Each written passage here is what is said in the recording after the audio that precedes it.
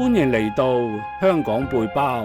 喺呢度我會帶大家一起去探索、吃喝玩樂、行山、休閒娛樂、附圖指標分享。但係記得訂閱喎，唔好錯過啲新片喎。大家估下呢度係咩地方？係一個貨倉啊，定係一個堡壘呢？咁呢個咁嘅建築物喺呢個全景圍嘅地方嘅啫，你去過未啊？大家知唔知咩地方啊？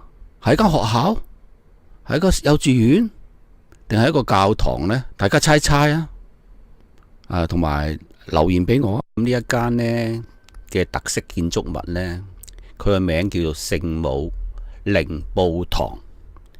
其實佢係一間天主教堂嚟嘅，佢係香港獨一無二嘅教堂。佢入邊呢有幅80幾米長嘅，用呢一個13萬粒彩石所砌成嘅82平方米長嘅壁畫。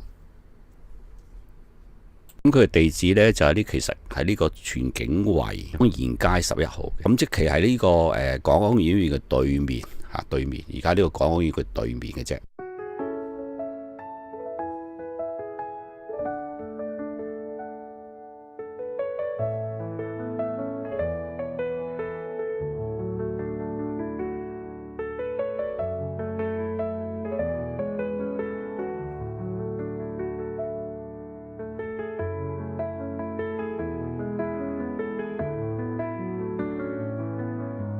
好啦，咁我而家就帶大家入去參觀下呢間天主教堂，影個禮堂俾大家睇睇，同埋佢入邊有好多呢咁嘅雕塑嘅浮雕嘅。